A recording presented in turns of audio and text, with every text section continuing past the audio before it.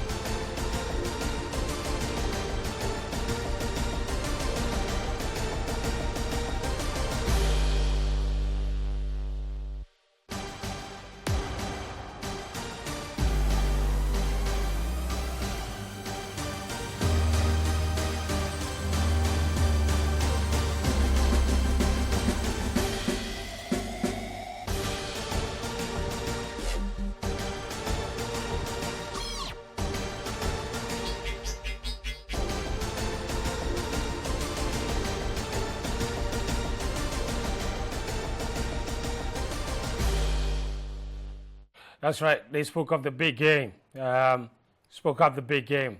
quite matched those words with actions. Liverpool bleeding as things stand. Real Madrid celebrating.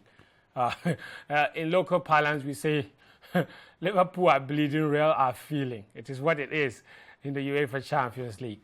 Welcome. The show is live and interactive on social media. Do leave me a message. Use the hashtag Scorecard on Twitter. Use the hashtag Scorecard on Twitter. The Premier League season may be over, but the teams to play in the Premier League, the final one was also decided a little earlier today. Yeah, Nottingham Forest are back in the Premier League after many years in the wilderness, winning that promotion playoff against Huddersfield. So there is also that. It's quite a packed show. They've got NBA as well for you. Game 7 is where we are heading to decide the winner of the Eastern Conference, all right? And we've got just the men to put proper perspective on that. Listen, I'm very excited for tonight's show for many reasons. You can tell that I'm quite excited. And I've brought in a very interesting guest.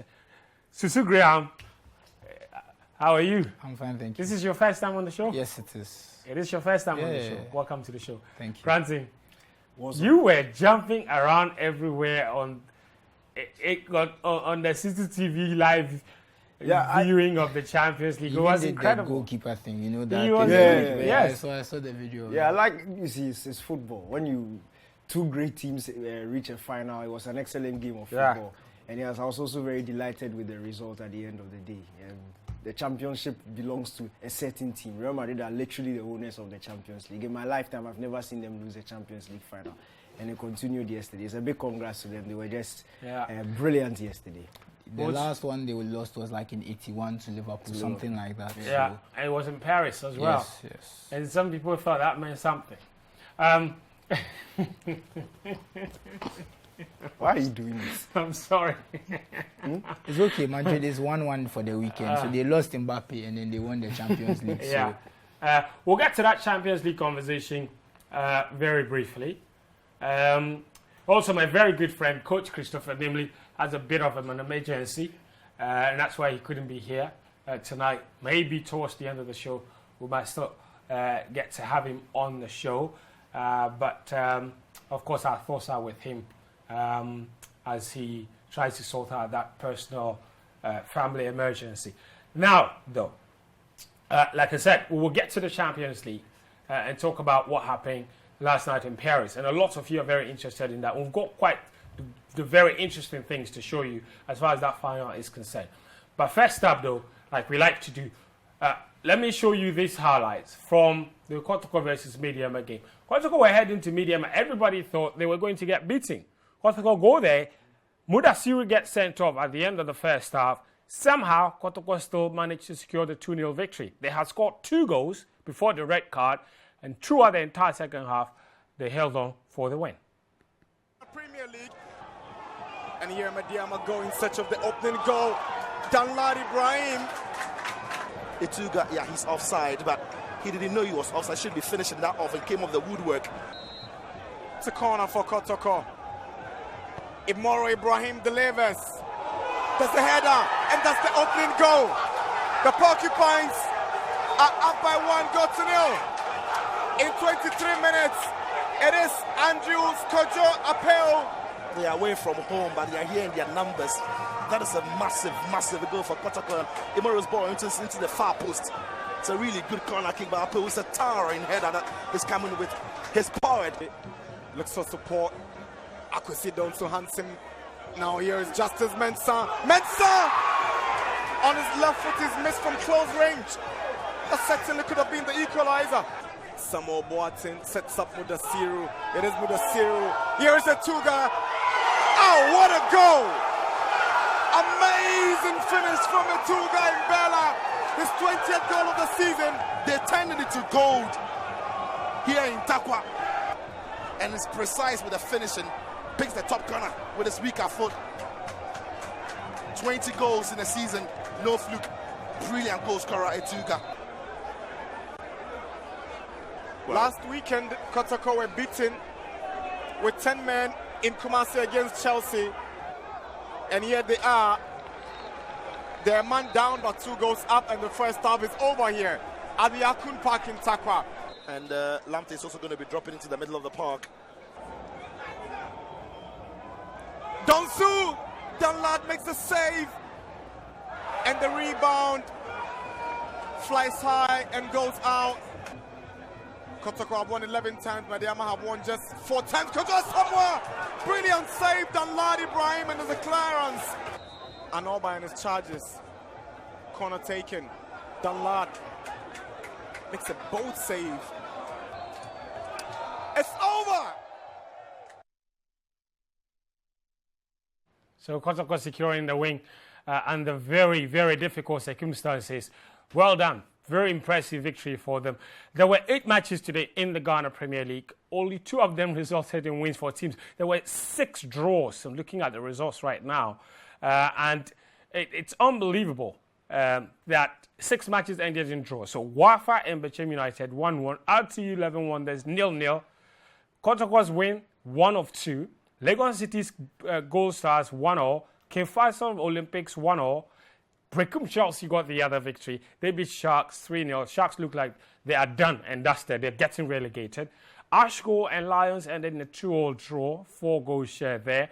And the Ghana Stars and Dreams FC ending in a 0-0 draw. What does this mean for the Ghana Premier League table?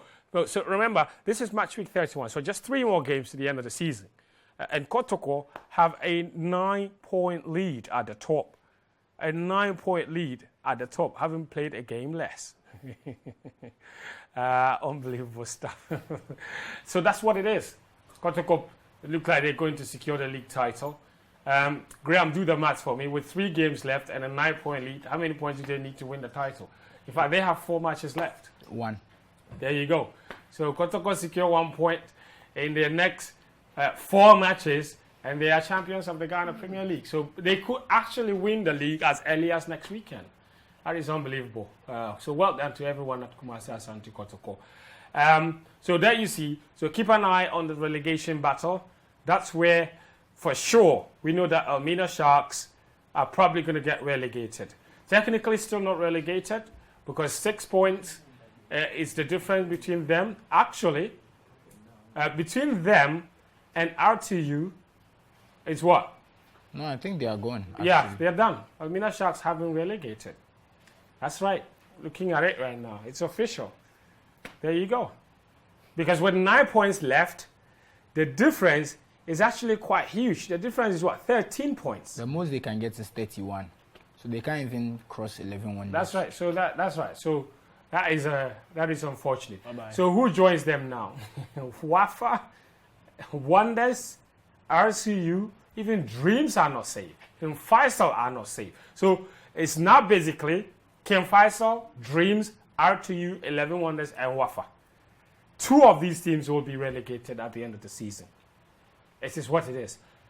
On Football Made in Ghana on Wednesday, we'll look at the fixtures of those teams and then try to see who has the most difficult fixtures and what have you. But Daniel, Etuga, 20 goals now, and what an impressive finish that was for him to get to 20 goals.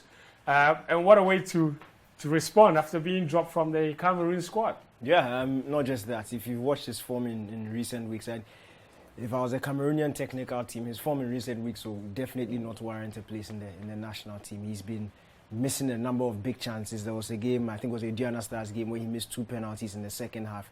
He's not had the best of form, and we were talking about it on Football Within Ghana, the fact that Kotoko's mentality had dropped a bit. You could tell that they almost thought they had won the league, so they are taking their foot off the gas. But then it was immediately they restored their mindset back on winning, and you could see this is a very impressive win because everybody thought at least, in fact, their best to be a draw in this game against Midiama, but it was a dominant display, and that second half was brilliant. You look at the Etuga goal. This is exactly what we've seen this season. It's the composure in front of goal. It's something that the Ghana Premier League hasn't seen in a long time. This pure goal-scoring striker, somebody who just understands the box and knows how to put the ball in the back of the net. The composure to pick the ball around the goalkeeper and to finish was brilliant. But also, another thing I have to mention is the assist from Mudasiru. And the strength to shake off the defender and then the calmness to lay it onto the path of Etuga. And he made it very easy for Etuga to score, honestly. So, for me, I think that the assist was top-notch. Of course, the goal-to was brilliant. But it was a much-needed win for Kotoko. We've looked at the table. We all know that very important win. They would have won anyway, as in they would have won the league anyway. But it's when you've been that dominant this season, you expect you to finish in that style that your season has represented. The dominance should go on to the last days and then kill it off. So I think this is a start of a run of form. They know that 1 point will seal it. I don't think they'll want 1 point in their next game. They'll want to get all 3 and be done and dusted with. But look, it's been a fantastic. Playing in midweeks. Yeah, they're playing in midweek. Look, they've been fantastic. One, Etuga to equal Ishmaelado's record. At this point, you can't bet against him. It's how many? 3 games left.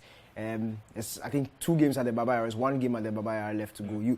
You expect him to have 2 away games and then one game at the Babaya. You expect him to at least get past that record. It's 2 more to surpass. Yes. It's 1 more to equal. And I want to see that record being broken. It's been a long time, and if you look at the body of work he's done this season, you hope that he gets over the line. Yeah. I've seen a lot of people try to debate the record and say that it's not 22. Somebody else scored some 20 something. Please, we have this big problem in Ghana. If you have contrary records, bring them. If you have the contrary records and you can prove it, bring them. All right? We're very much interested. I just want to say something about yes. that. I believe that record is for the professional era. So the players who scored all these plenty goals before in the 70s and 80s before and they were technically not professionals. That's why it's not counted. So we've seen their records and we know they scored more, but they weren't professionals. Yeah, in the book. Yeah, I've read the book. Okay, there was a new champion in the Women's Premier League here in Ghana. Azakes Ladies had won the title for the past 3 seasons in a row, beating the exact same opponent all 3 times. But this season, Ampem Darkoa said, not this time. And there they are. Nanama, after a 1-1 draw, the match headed for penalty shootout at the Accra Sports Stadium. And they won. Ampem Darkoa, that is. There you see them kissing the cup. And winning in the penalty shootout by 5-3. So congratulations to them. This means that they will now represent Ghana in the CAF Women's Champions League. But first, they have to go and win the WAFO Women's Champions League qualifying event before they can go to the Africa event. It's crazy path to the final. But that's not that. Preferably, ideally, this should have been the talking point. Everyone talking about how amazing Ampem Darkoa Ladies played and how much they deserved it. Because the last time they won this competition was back in 2016. And at that time, Princella Edubia was there. She led them to victory, and they beat Hazakis Ladies in that final to make it that far. All right, so it's taking them 7 years to get back to the very top. So all of that hard work deserves everything. Not least, deserves wonderful medals for all of their hard work.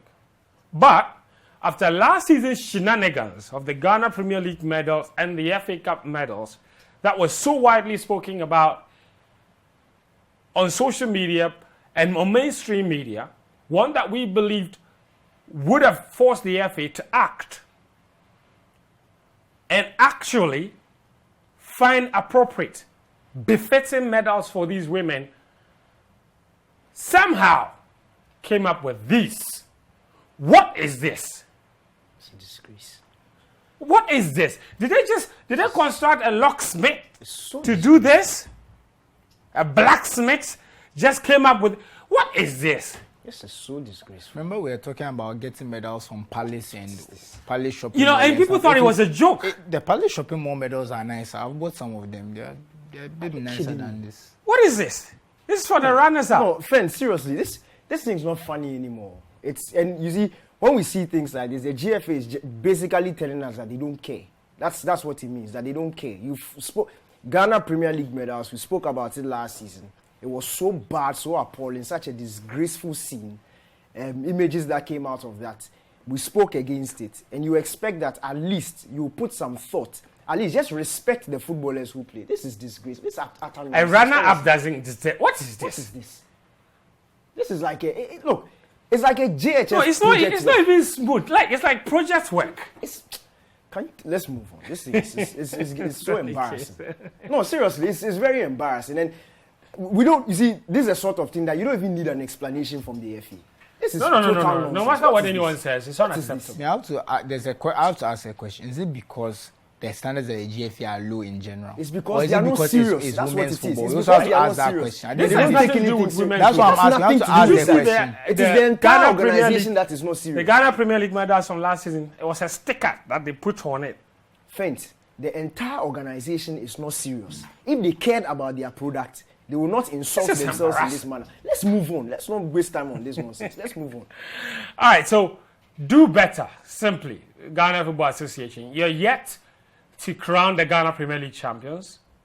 Hopefully that will be done in the next 2 weeks. On June 26th, it's the final of the MTN FA Cup as well. So there are 2 more opportunities for you to do better. Please, don't go and buy medals from a roadside and come and give it to our champions. Respect yourselves. Thank you. Because what we're about to show you next is the Champions League from Europe. And if we show you the medals and what they look like, you bow your heads down in shame. Speaking of which, some fans have been so quiet since last night. Liverpool met Real Madrid in the UEFA Champions League final. It was a true European football royalty with 19 titles between the two of them. In 2019 or 2018, they met in the final then. Something happened. Mohamed Salah's shoulder got twisted. Before the final, he was loud. He said it was time for revenge and that he couldn't wait. Well, he couldn't wait, all right. The day came. Liverpool did all they could, but some things never change. Real Madrid, yet again, European champions. That's right, champions of Europe, Real Madrid. And look at their path to the final. Beat PSG, the champions of France. They beat Chelsea, last season's champions. They beat Man City, champions of England. If anyone deserves it, it's them. Daniel, let's start to unpack this. The build-up was a lot. And especially from a Liverpool point of view, it almost seemed like there was a lot of noise coming from the red side. There were lots of tweets. You know, the Michael Owen tweet is trending. He said Liverpool would win this comfortably, and that Real Madrid were very lucky to get to the final. Salah said he couldn't wait to get there, that revenge was on the line. Everyone, it appeared, almost ruled out Real Madrid until the day itself came. And even after the first half, people said it was only a matter of time until Liverpool scored, and that's it. But somehow Real found a way. Yeah, Real Madrid. But yeah, you talk about the build-up, and I was one who wasn't too happy with the way Salah in particular, because if you say noise, it wasn't like the entire Liverpool team was talking. It was Salah in particular who was granting a lot of interviews and continuing. Have you seen Harvey Elliott's tweet? He's not a Liverpool. He's not. Look, and I was in my own small corner. I didn't feel comfortable with it. The way Salah kept on talking about Real Madrid, it was a bit some way. And when Fede Valverde came back to respond, and he said the team felt very disrespected by Salah's comments, then you could tell that it was time for him to shut up. But he didn't. And I was emboldened to talk about it, of course, on the Panorama on Friday. After I watched the pre-match press conference, when Salah was sitting with Henderson, and the journalist posed the question to Henderson, asking him if the entire team felt the way Salah was speaking on the back of Salah's comments. And then Henderson says that they've made a lot of jokes about it, but he doesn't think that Salah meant it that way. That what he thinks Salah was saying was the entire team is motivated to win every trophy. They were motivated to win the FA Cup, the League, the Carabao Cup, and they are taking that same motivation into the Champions League final. Then he turns to Salah and he says, and then Salah says the same thing that he said, that yes, it's revenge because it's 2018, what happened, he's been thinking about it. And if you saw the look that Henderson gave, it was like, I've tried my best to try and defuse this situation. Proper PR, and you are going back on this tangent. So, for me, when I looked at that particular interaction in the pre-match press conference, it's like Salah was on his own. And for me, it was also a bit annoying because he's hardly ever had a good final. He slept in the AFCON final. He slept in the Carabao Cup final. He slept in the FA Cup final. 2018, you got injured. The 2019, by the penalty, he literally slept the entire game. So you see, it's not like you are the guy who stands up in the big moments and has all that behind your back that you have the audacity to talk against Real Madrid like the way you are doing. When you are going to a game, look, everybody who goes into a Champions League final against Real Madrid is the underdog. So I felt a bit of respect should have been given to Madrid, but it seemed like they were being written off. And it was quite funny because you talk about luck. And on hindsight, I think this is the most efficient Champions League win I've seen. It's not luck. Madrid didn't get up and the other teams were scoring own goals. They carve chances and they score. If you get 15 chances and you don't score, that is not Madrid's business. That is your poor finishing or their goalkeeper doing his job. But if I get my one chance and I score you, that is efficiency. And it is down to a game plan. There's no rule that says that, do we award the trophy to the team that creates the most chances? No. Do we award the trophy to the team that has more of the ball? No. It's who scores the most goals, who outscores the opposition. That's how you win a football game. Yeah. And whatever strategy you put in place must result in you outscoring the opposition. So for Madrid, 3 goals in 15 minutes against PSG, that's all they needed. That was literally like 3 chances in 15 minutes. They did it. Against Manchester City, I was very pained. Against Chelsea, the same thing. It was 3-0 down until one chance. Rodrigo puts the ball in the back of the net. Extra time, that's it. It's done and dusted. Against Manchester City, literally no shot on target. And I tweeted that very famous tweet.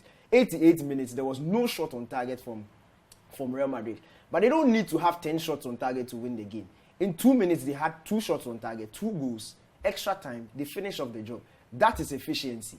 So going into this game, I felt like even after the first half, and we discussed the game before, I was saying that Liverpool needed to score and score quickly. Yeah. Because as long as it remains goalless, and as long as you continue to dominate, even in the first half, you could tell there were moments where Madrid were literally just one pass away from a counter-attack. and then Konate will intercept or Trent will intercept. But you could see that that's it the was avenue. coming. It's They just a found matter of that time. pass. If they found that pass, it was going to unlock the Liverpool defense.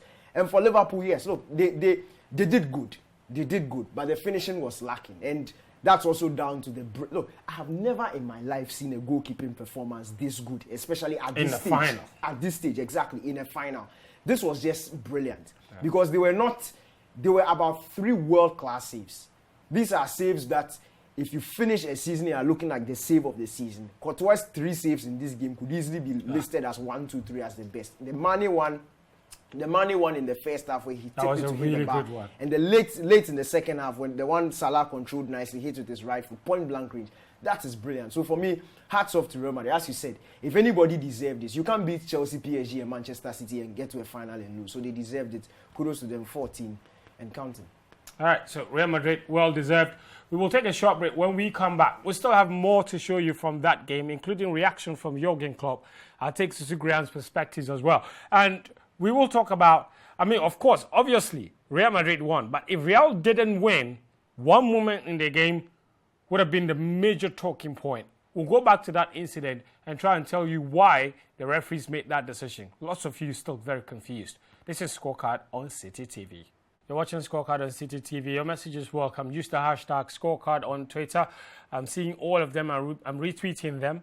I will read as many of them as possible. You can also send me a message using the WhatsApp number on your screen. Share your thoughts with us on what you make of everything we've been talking about until now. Just before the break, we were talking about the UEFA Champions League final, which Real Madrid won. Daniel said, you don't win the title by creating the most chances. You win by finishing them. And Liverpool paid for that. Speaking about finishing chances, Liverpool haven't been able to do that in 3 finals this season. 2 of them against Chelsea. Liverpool didn't score. In the League Cup final, they didn't score in 120 minutes. They didn't score in 120 minutes in the FA Cup final against Chelsea. They didn't score in 90 minutes against Real Madrid. And somehow Jurgen Klopp, just like he's done in previous matches, insinuated perhaps that Real Madrid were overly defensive. And he says, so long as it's part of the rule, it's fair. But Graham, that is also the 4th European finals since Jurgen Klopp joined Liverpool. He's only won 1. And even that 2019 win against Tottenham Hotspur, some people said it was against a Spurs team that didn't even expect to be in the final. And it was against a half-fit Harry Kane. So what is it with Jurgen Klopp and his team in particular this season not scoring in finals? Of course, they won 2 of them despite not scoring. And then what is it with him and going to 4 European finals and winning just 1? There's this phrase people like to say that you don't play finals, you win them. And that seems to be Klopp's issue. He's playing finals, he's not winning them. He's gotten to penalties twice this season and won the finals. But even the funny things, you go back to the League Cup, Chelsea were the better team. True story. We saw that Chelsea had great chances. They carved Liverpool open time and time again. They didn't finish their chances. And Liverpool won. Go to the Conference League final. You see all the chances Feyenoord created compared to Roma. Roma won. So finals are not about creating the chance, about execution. And Daniel alluded to that, about how Real Madrid have perfectly executed in this Champions League and that kind of stuff. And I understand why Klopp is frustrated, because if you look at from a game plan perspective, it's not like Real Madrid were so threatening and were getting a lot of chances. They limited Real Madrid for the most part. They created chances for themselves. So on a coaching level, I wouldn't say he lost the game, which is probably his frustration. It was a small lapse in concentration, and the goal comes. And you know how these things are. When you make a mistake at the back, it can be fatal. Yeah.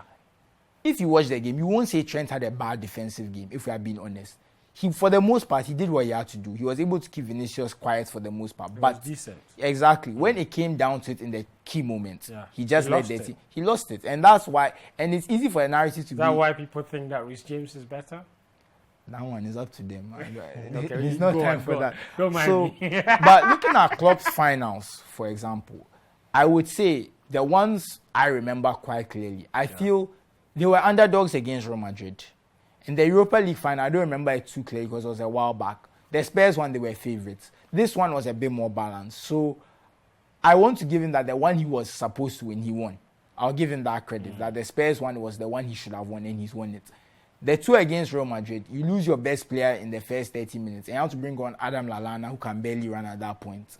It's going to be difficult to win. And you have Loris Karius in goal. It's going to be a difficult final to win. The odds were always against them. You come to this final, and but the same team brought on Origi, and he knocked out Barcelona. So, I mean... Yeah, but if they had brought on Origi, maybe they would have been better off. Yeah. But when you go back to just talking about this Champions League run in Real Madrid and how people are talking about Real Madrid are lucky they haven't played well, I understand where people are coming from, because you look at the numbers and the kind of facts and figures behind it. The other teams created more chances. 9 times out of 10, they are losing most of those games. But it's just not what happened. And it reached a point after the Chelsea game. I was telling people that, look, I don't believe in determinism and fate and those type of things.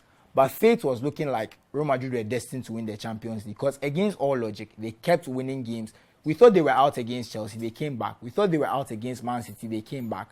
They have these bursts and spells where they just get their goal out, and it's very impressive. And even just from a start point, you look at someone like Benzema. Benzema scores 15 goals in the Champions League this season, 10 in the knockout rounds.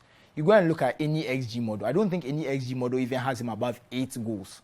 So you're looking at the chances he's getting.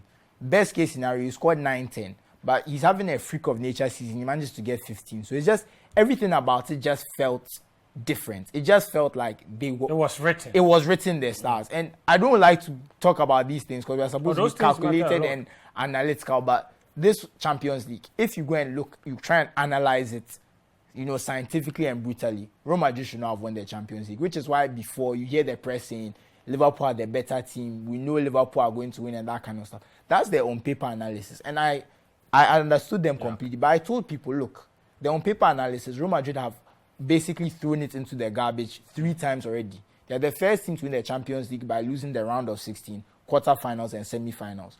Most teams that lose at least one game in each round, they go out at some point.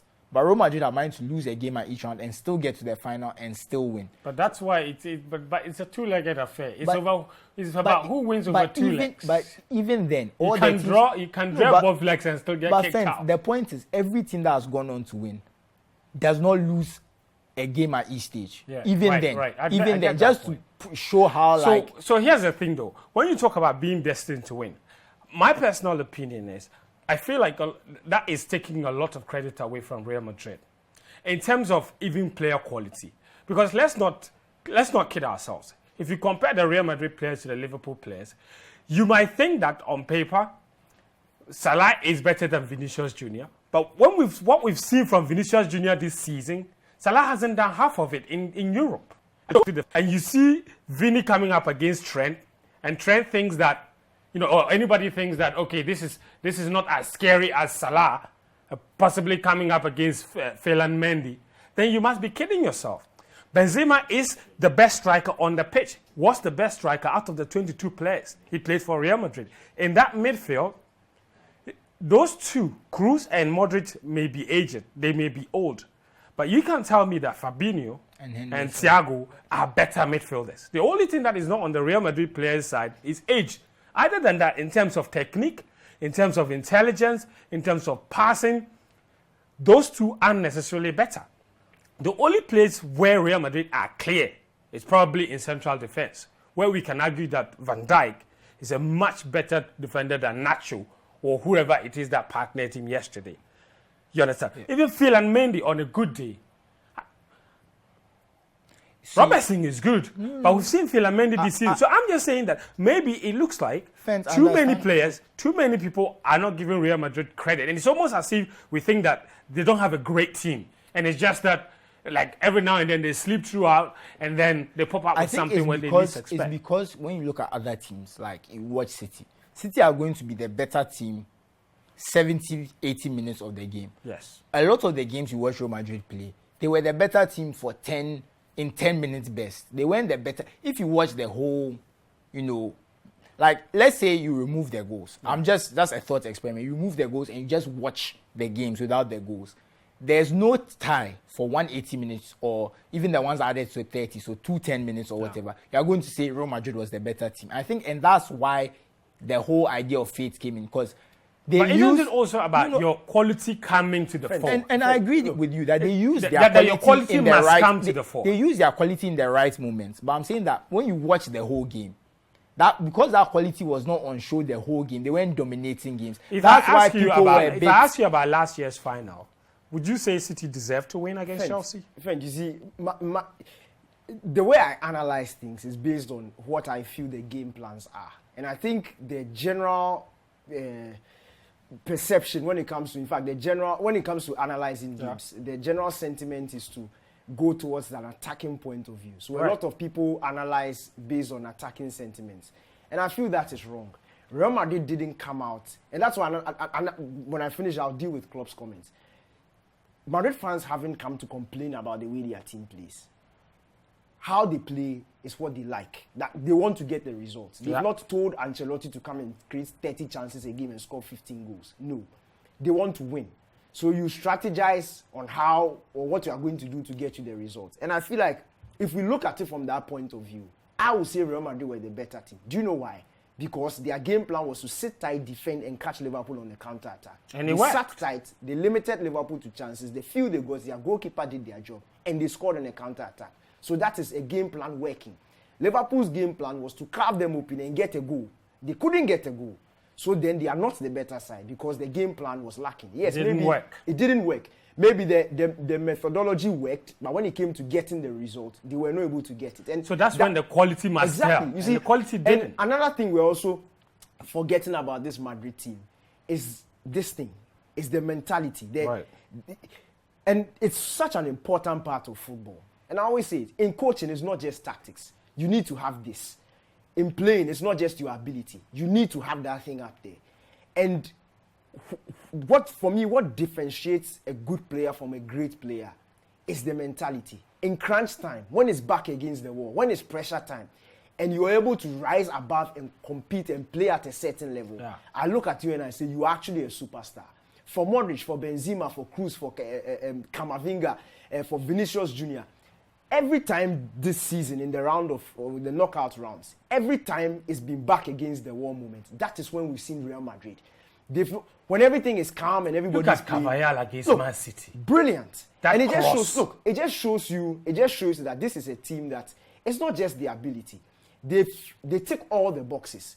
So they don't need to, and that's a thing. So that's a winning team. That's a winning team. That's why I don't necessarily like that assertion of this person was the better team. Like similar to what Kevin De Bruyne came to say about Atletico Madrid after the first leg between the two teams.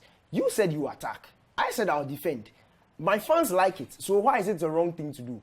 You, Klopp, you want to open up and play. There's no rule in football that says you need to entertain people. And entertaining in itself is subjective because for a Mourinho entertainment is subjective. Exactly. Of course. For a Mourinho, for an Atletico Madrid fan, my entertainment is watching you try to break me down and not being able to do it. That's what makes me happy. I will jump and Man City fan, Daniel, I will jump and scream at a sliding tackle. Exactly. Rather than dribble. So it's very subjective. The fact that a team created opportunities, yes, you can look at it and say they deserve more, but you need a certain level of quality to be able to break down a team. And that breaking down the team is scoring the goals. There's been several times this season where Liverpool have done nothing but won games because of their quality. The game against Brighton earlier on this season, Brighton absolutely pummeled them. It was Alisson save after Alisson save after Alisson save. And Liverpool mentioned one, the League Cup final. They didn't deserve to. And it happens. So I don't see why you will be begrudged by the fact that you've created several opportunities. So what, you wanted Courtois to close his eyes and sleep? And not save them. That's why they went. He's a world-class goalkeeper. And he showed you why he's a world-class goalkeeper yesterday. So yes, look, it's hard luck for you. Next time when you get the chance, score. It's as simple as that. Because everybody came with their game plan, and Real Madrid's game plan was superior. And just to add to, I agree with what you said about player quality. I was going to say they made their player quality count in the key moments. Yeah. They decided that, look, we have these guys who are a combined age of about 98, 100. Like if you add their ages here, they are old guys. You can't expect them to dominate like they were a few years ago for the 90 minutes, 180 minutes. So now they have to use. So that's why when I saw it, I was like, look, they've decided, and even the subs was used in a certain way. You could see after a while, he lets Kroos control the game, keep it calm. Yeah. Then Camavinga comes on, pushes the tempo a bit, creates more chance. Because everyone was saying Camavinga was winning them games, which was true in a way. But Camavinga can't control the game for that first he 60 can't. minutes. Like, and look at Cruz in the final. Cruz played most of the final. I believe he didn't come off. I can't quite remember. And he didn't come off. yeah, he ran the final because he kept it calm for them. He kept it compact, and he did very well. There's a reason why Camavinga didn't feature as much, because they got the goal early. It was a different kind of environment. But look at, and I feel like Cruz was very maligned during the Champions League run because everyone kept saying, you've come off, they are winning you games. Yeah. Sometimes, And yet the coach trusted him in every single crucial and match. you would see even on the bench, when it's time to make subs, who does he call? Cruz and Marcelo. He doesn't call his assistants. He calls Cruz and Marcelo, does some discussions with them before he makes some decisions. And you see that he knew when to put Valverde in midfield, when to use Valverde on the right. He was switching things around, considering the age, that kind of thing. So, like I said, look at how much we were all very excited for Luis Diaz. He puts Camavinga there. Sorry, he puts Valverde there. And Luis Diaz has probably his worst game for Liverpool since he joined them. And for me, that was, you might say it's hindsight, but I said it before the game. I thought starting Luis Diaz was a mistake. I felt like they should have gone with their most potent goal scorers in Jota, Mane, and then Salah. These are guys who are trusted to score. If it doesn't work out, similar to what he did against Spurs, when you bring Luis Diaz, there's a certain level of an injection of pace and purposefulness that he brings into a game. But once he started and he didn't do well, Jota can bring you that urgency. Firmino can bring you that urgency. So for me, when they made those substitutions, I was, yes, because I wanted Madrid to win, I was excited. And once I saw Naby Keita come on and I saw Camavinga come on the bench, it was done and dusted. It was like Klopp literally played into Ancelotti's into his hands. And you can say it's hindsight, but yes, Courtois is in the pool to do a job. He was man of the match. Man of the match. He's in the pool to do a job. He's not in the pool to sleep. He's not in the pool to allow balls to go past him. So he did his job. The Madrid players did their job. If Liverpool did their job, they would have won.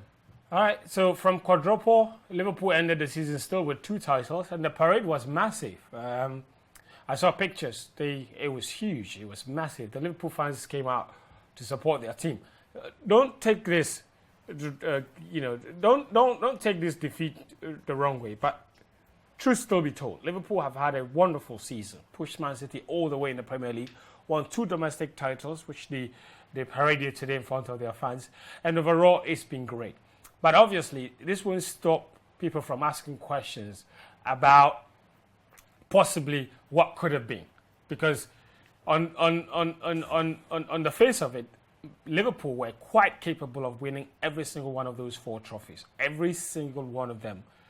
If certain results had gone their way. But, every Liverpool fan will still have to be proud of this team. They've had a really good season.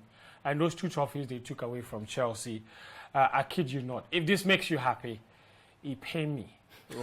So if that makes you happy, then that's okay. I'll admit it. It was quite painful to see. But, they won them. And congratulations to them. But also congratulations to every single Real Madrid fan. 14 Champions League titles. Twice as many as the second best team in that competition, AC Milan. They have 7. So no one is even that close. They have 2 times as many as the second team with the most titles in that competition. Absolutely incredible stuff. Proper football royalty, Real Madrid. Graham? I just want to say something. An example of Madrid's mentality. Yeah. Before the second leg, you lose the second leg, the first leg against Citi 4-3. And they celebrate. And you've had a bad game. You could have lost that game 5-0 easily. You come out 4-3, you are lucky.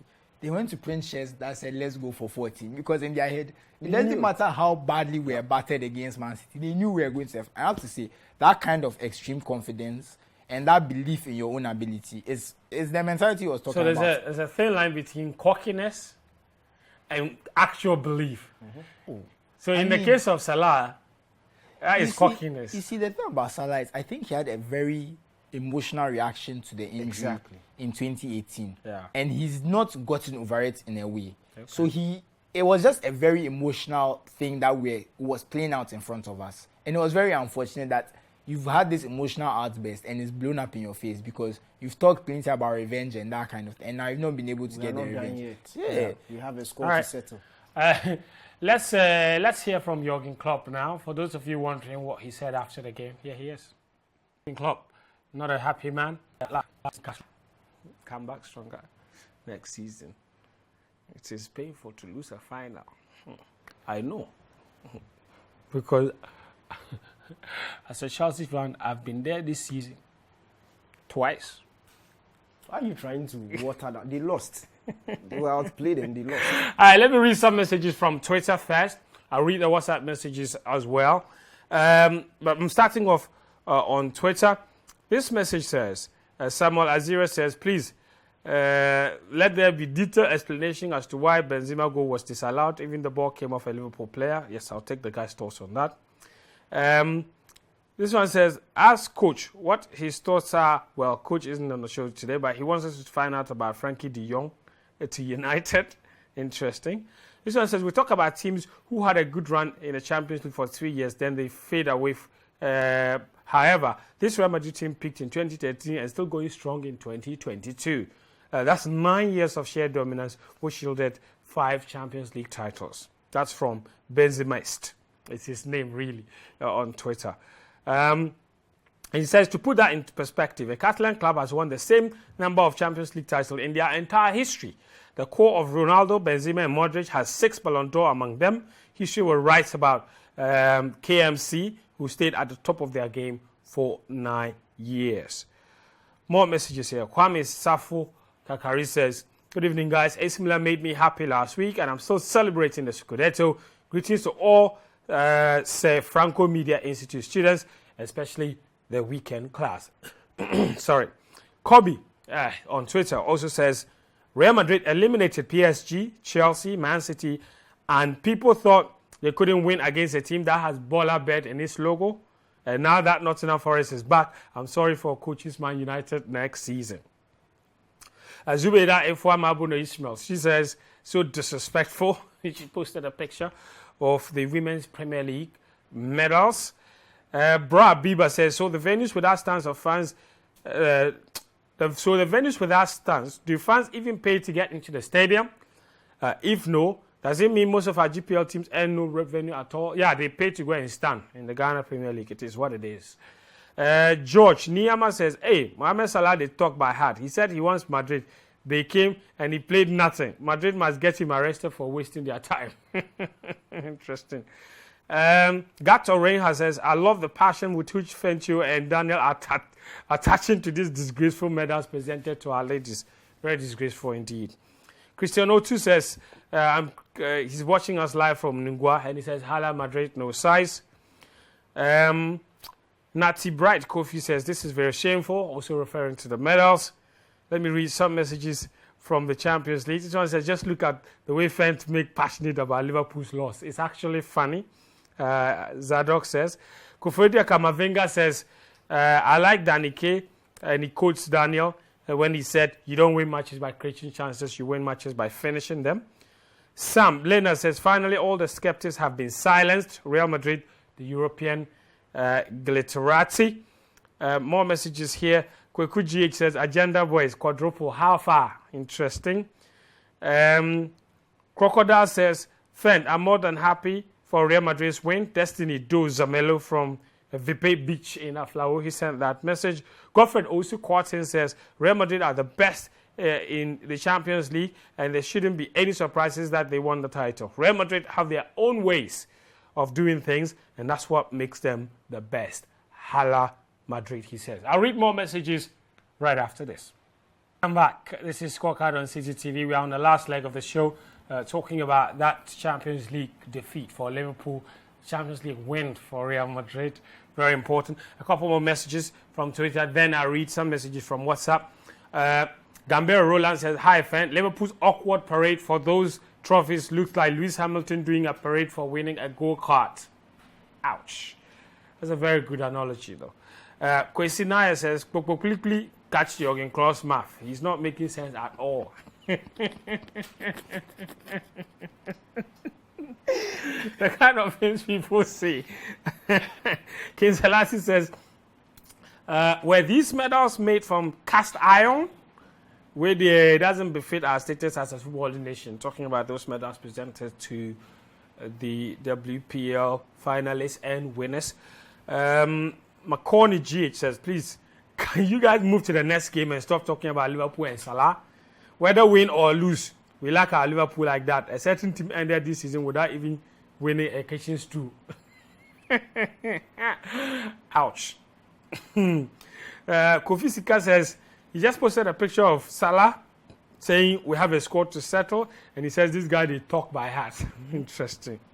SK Ano says when Liverpool started missing the chances they got in the first half, I said Madrid was going to punish them, and indeed they did.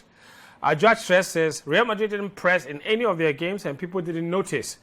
That gave them the edge in second halves against their opponents. You can't ask an aged player to run 90 minutes. That's actually a very good point.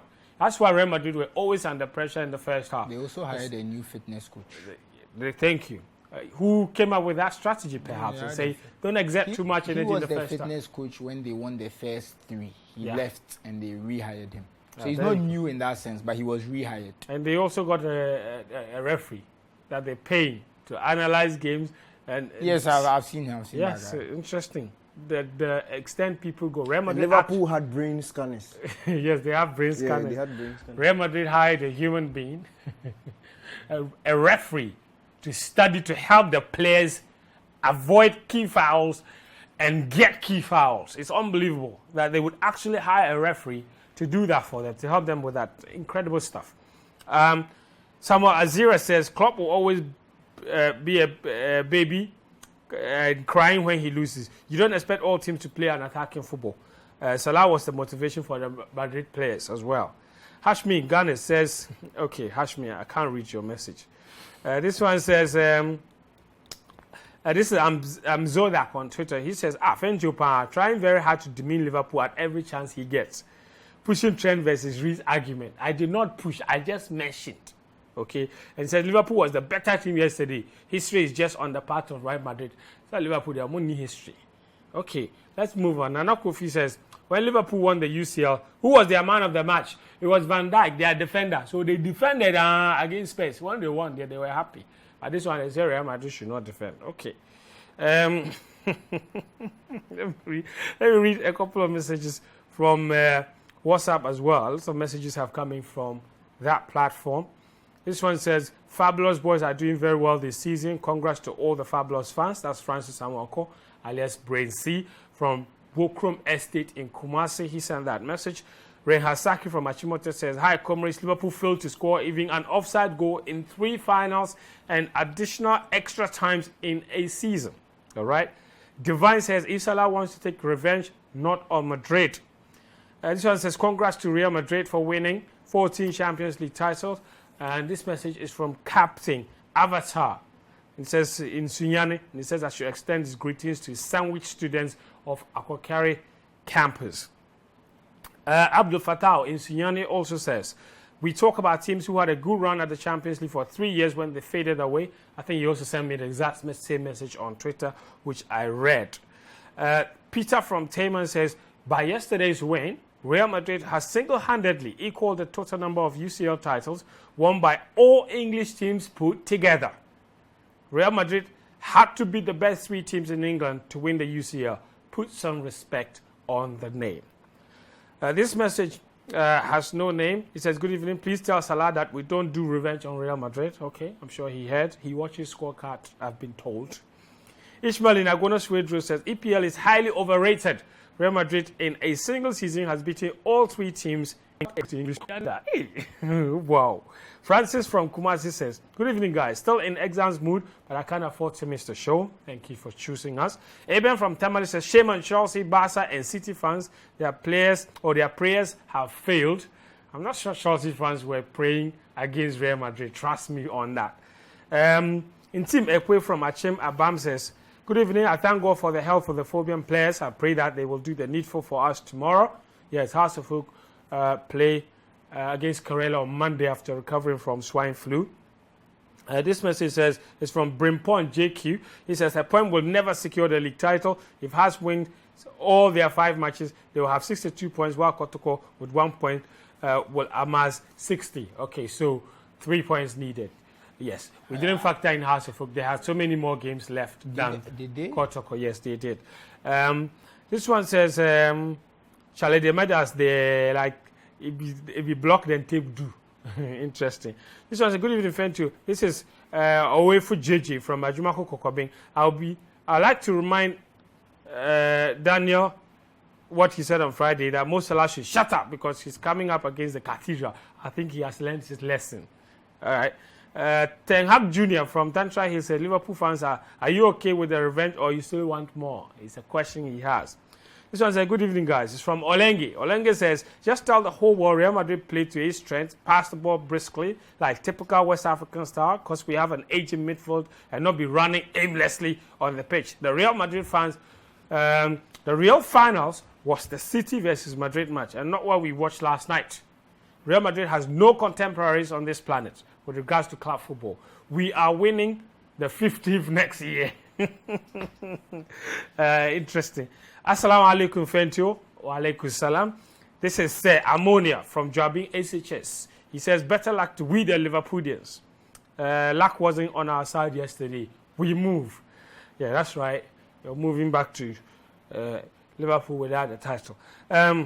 Joshua from Ashaman Lebanon says, friend, Daniel, why are you laughing? But I have to be honest, me as an AC Milan fan after 2005, Liverpool losing their final, it gives me great joy. You got your revenge 2 years ago. Don't worry, Gerrard died for the third goal, so I'm still bitter. Okay. Nia Dote from Agboba says, I have a feeling that Ten Hag will do well at United. He just needs to clear the dead wood and get us the right players. Everybody and what if they worry them. Interesting. More messages here, but I'll try and read them a little later. But let's talk something else. This time around, though, we are talking NBA. All right? And that's why I brought Susu Graham. He spends many a night watching NBA when he should be sleeping. The Heat versus the Celtics are in the final of the NBA Eastern Conference. It's game 6. And it's level 3-all. Now it has to head to game 7 to decide who wins the Eastern Conference and goes to face the Warriors in the NBA Finals. All right, let's just show you what happened in game 6, and then we can take Graham's thoughts as we build up to that crucial game 7. What it is, it's not all deadlocked going to that crucial game 7. It's been a ding-dong affair. He's win, Celtics win, he's win, Celtics win. The decider who takes it now. Because after tonight's win, there's no chance for anyone to level it again. So this is game 7 in Miami. The Miami Heat had the best record in the Eastern Conference in the regular season. So they have the home advantage in the decider. Yeah. I'm still tipping the Celtics to win, though. I believe the Miami Heat, both teams are very good defensively. So if you look at their scores, this is a more low-scoring series than other series. You know, both teams are really locking each other up. They are keeping their scores low. But I think the Celtics just have more about them. You know, you watch the Miami Heat, they are relying a lot on Jimmy Butler to get their buckets. They call him Jimmy Buckets, you know. He's a great player. They might as well rename him Jimmy Bucket. Oh, yeah, he's a good player. But you see, if when you have only one player who can regularly get you points, he's the one guy who's really doing all the hard work, getting them points. And look at that shot he just took there. That was amazing. You know, when you have one guy who's doing all this hard work and your other guys are not contributing as much, someone like Kyle Lowry, he was a champion with the Toronto Raptors in 2019. He's been very disappointing, you know. He's not scoring enough. He's not playmaking enough. So there's just too much on Jimmy Butler. But when you look at the Celtics, they're a bit more rounded. You have Jaylen Brown, who just went for that dunk. You have Al Horford. And you have, most importantly, Jason Tatum. So they have a lot of more interesting players, more dynamic options. And I feel like that's what's going to get them over the edge. Interesting. I mean, you mentioned Kawhi Leonard, and I like him because in 2019 I was rooting for the Toronto Raptors because I used to have, I used to be a Toronto fan. I mean, I lived in Canada. You so lived in Canada. That was great. Yeah, I had ties to Canada. My brother. Why do you think it's not really worked out for him since leaving? Because, I mean, they obviously didn't want him to leave, but he thought that, you know, the Raptors, they had been chasing the title for the longest time ever and never got it. And once they did, he decided it was time to leave. And he's moved on, and he's not been the same player ever since. Yeah, the Toronto team had to rejig because they got a lot of older players to get them that title. And Kyle Lowry had been with the Raptors a long time. You know, he and DeRozan were a good backcourt. They had been one of the best teams in the East, but they kept meeting LeBron, and LeBron kept on getting them out of the playoffs. So you get Kawhi Leonard and Danny Green, and you send DeRozan to the Spurs. They win a championship. So Kyle Lowry has one of the best CVs of a Toronto Raptor ever. He feels like it's time to move on. He goes to Miami, and now he's at Miami, and he's a lot of injuries. He's older. He's about 33, 35 there. He's in his mid-30s, more injury problems. He's not as dynamic. So his scoring has always been inconsistent, and now it's even worse. So there's a lot of pressure on Jimmy Butler, and that's what's making it difficult for the Miami Heat. There's just too much pressure, and the other players who should be contributing, they contribute in stops and starts. So some days Max Strus, he can shoot the whole game. He make 1 point. Like you need your starters and your bench players and your role players to hit shots in big games, and that's what I'm afraid of for the Heat in this game 7. Because the Celtics have players who make shots. Yeah. And speaking about the finals itself, because a lot of people are looking at that Warriors team and saying that it doesn't matter who makes the final. The Warriors have got this. Oh, I think it's too easy to say. I mean, you watch the Warriors, though they've gotten through everything. Klay Thompson has been very inconsistent. Stephen Curry has been very inconsistent. No, I wouldn't say he's been inconsistent. He's just been a bit. He just doesn't have the same form that he used to have a few years ago. Yeah, he's just been a bit below par. He's still been very good. He won the conference finals MVP, so that's the Magic Johnson Award. So congratulations. It's the first time he's been given. So he won the first one. I mean, he's still playing well, but the team is just. But the role players, again, your bench players have to show up when it matters. If your third guy, your fourth guy, they have to show up. So Jordan Poole is showing up. Wiggins is showing up. Even Kevin Looney, everyone is showing up. So that's where I feel like the Warriors and the Celtics are a better match. I think the Heat go to the finals. It ends in 5 games. If the Celtics go, I think we'll get a nice 7-game series for us to enjoy. So I want the Celtics to win. Yeah, because you think they're the strongest team in the I want the best. I'm very partial to the Warriors. They really got me into basketball because of the way they play. But I want to see the best game. I don't want them to win it easily. I want them to play a really good team. All right, so that Eastern Conference Finals and make it all the way to the final of the NBA. If you're deciding to put money on it, take Graham up on his word. He's putting his own mouth where his own money where his mouth is. So if you trust him enough, maybe Celtics. But as far as I'm concerned, I always like. I very much fancy an underdog story. So the one that he doesn't tip will make it is the one I am picking to make it. The Heat.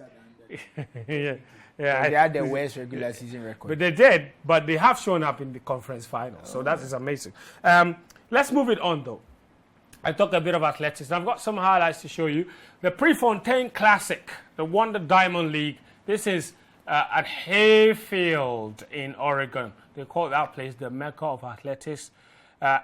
Shelly-Ann Fraser-Pryce was there. She competed in the 200 meters. She won.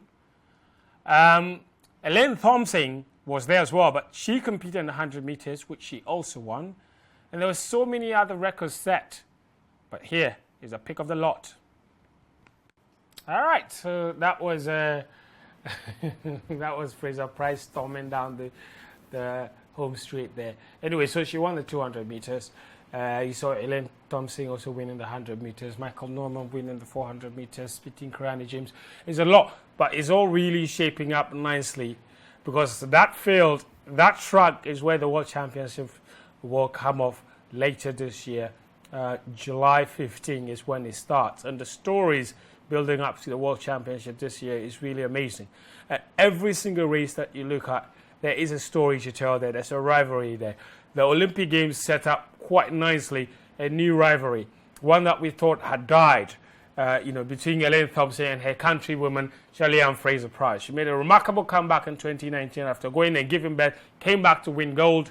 Fraser-Pryce, no one thought she could do that. And then she looked like she was dominating, only for 2 years later, Elaine Thompson to come and storm to incredible times. Now the fastest woman alive.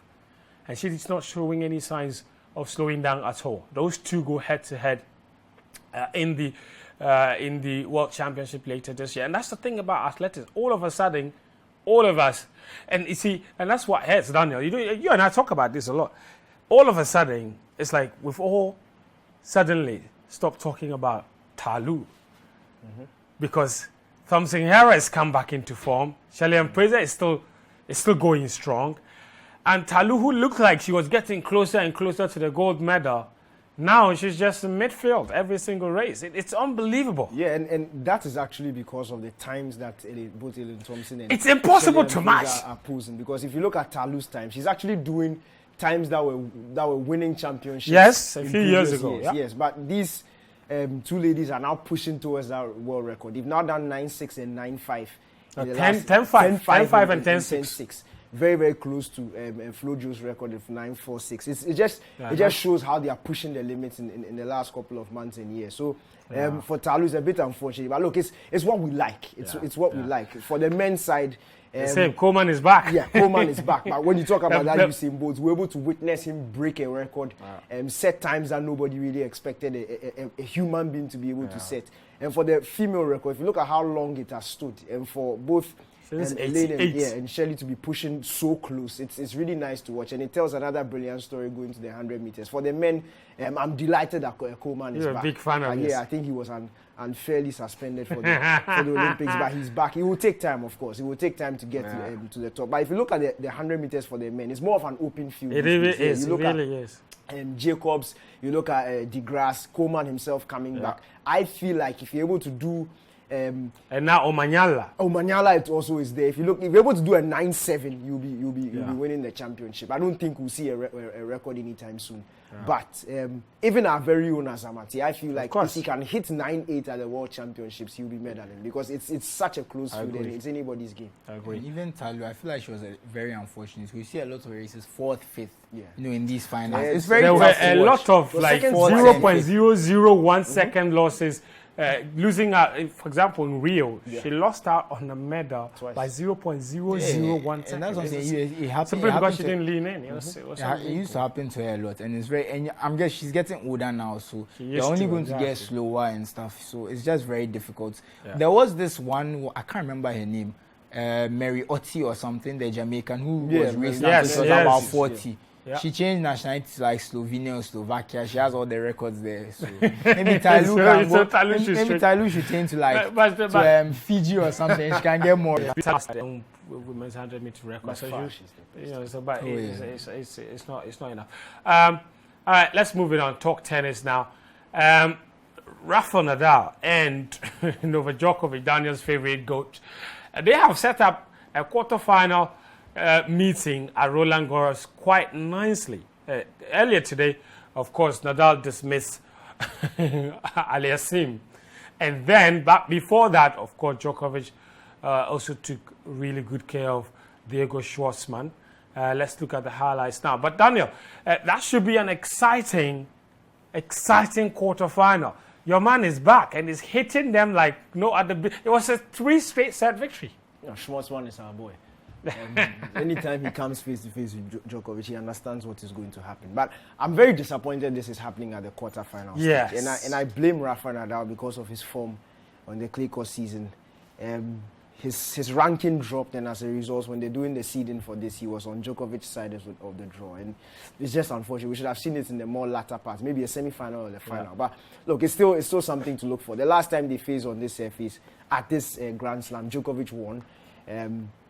That was the last Roland Garros. But it's going to be difficult. Nadal is not as strong as he was on clay. So this makes it more of an even tie. Djokovic himself is still coming back because the early part of the season he was hardly on court. So he himself is still warming himself back to full fitness and getting back on the rhythm. But it's still going to... Once these two guys face, you always know that it's going to be a classic. And it is Nadal's turf. Yes, he's slight favorite for this one. But as I said, look, it's two greats coming face to face. And the interesting thing about the two of them facing at this point in time, it's the race for that Grand Slam title. For Federer, it looks like it's done and dusted for him. It's just a matter of time before he officially calls his time. But for Nadal on 21, Djokovic on 20, they know that for Nadal, beating Djokovic in this one, going on to get 22, could almost be cementing himself as the greatest of all time. Because these three are currently Nadal is the GOAT on paper. But in my heart, and if you are looking at what all of them have achieved in this period, for me, I think Djokovic is. It's just a matter of time. How many more Grand Slams do you think these two are capable of winning? Because it looks like that 21 I think it's Djokovic has maybe 5 in him, though. Because I feel like the younger guys are, I watch it. I feel like the younger guys are just not mentally tough enough to beat him consistently. Look, that's the reason we saw the US Open final, he and Medvedev, and that was an indication of what is going to happen. It's just about they cracking themselves. You see, I'm not saying that, yes, you have a very good point when you say mentally the younger guys are not there yet. But physically also, Djokovic and Nadal are also dwindling a bit. And that's what showed in the US Open final. Djokovic had racked up a number of long matches. He got to the final, he was gassed out. You saw he and Alcaraz just a couple of weeks ago, I think it was in Rome or Monte Carlo, where Alcaraz basically used his youthfulness and athleticism to beat Novak Djokovic. So mental-wise, in fact, for Djokovic and Nadal, they have it. But look, you cannot overlook the physical obstacle, and they are growing older. I feel like next year by this time, that's what. So we have Wimbledon, US Open, next year Australian Open, and then Roland Garros. I think the next 4 Grand Slams are very key, very, very crucial to these guys. Whoever can get the majority in those next 4 Grand Slams will cement themselves as the greatest of all time. And I'm very sure, because US Open Wimbledon is in the bag. Yeah. Djokovic will win Wimbledon, because I don't think there's. Alcaraz has shown some good form, but on grass, we don't know how good he is. And when it comes to grass courts, if Federer is not fit and healthy and at full optimum level, nobody else can beat Djokovic. So I think Djokovic has this in the bag. This is very important for Nadal. If Nadal can set up a 2 Grand Slam, 2 trophy lead by getting this one in his bag, I think he's in pole position. I think that for me, Nadal, I understand where Daniel is coming from. They're better in having Djokovic as his goat, because Djokovic is more rounded. I mean, Nadal has won 12, 13 French Opens. Yeah. Djokovic's Grand Slams are spread around. Yeah, and I really like Nadal. I've watched him a lot. But Nadal, one key aspect of his game is his stamina. No one has stamina like Nadal. Nadal is a beast physically. And with the age argument you made, that's why I don't see Nadal winning as much. Because if he can't beat Djokovic this year, I don't think he win another Grand Slam. I'll be very honest. Okay. And they've played 58 times. Yeah. Djokovic has won 13, Nadal has won 28. So it's a very close rivalry. But I think right now Djokovic is about to take the lead. I still think this is Nadal's last shot, but all right. In Formula One, of course, it was a dramatic Monaco Grand Prix. You see highlights there, which Sergio Perez won, the most successful Mexican driver in history, or in the history of F1, of course. But also important to let you know that there is now a 9-point lead that Max Verstappen has established over his closest rival, Charles Leclerc there. It was a very tactical race today, but the race had to be truncated. It started 65 minutes late. Okay, so that's what happened there. But in the end, well done. Congrats to them. Team Red Bull still going strong. That's our show for today. Thank you very much, Susu Graham. It's been wonderful having you. Daniel as well. Thank you for having me. And for all of you that tuned in from home, and for all those that sent your messages, it's been an absolute pleasure. Until next time, you take care and bye-bye.